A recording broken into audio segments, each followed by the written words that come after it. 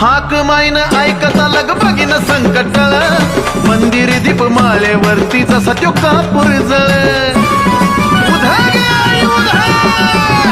भक्ताची विनवणी हो त्याची ऐकून तळमळ त्याच भक्ताला कधी ना कधी हो मिळत फळ डोंगरावरती येता वेळे सुखाचा हो झोला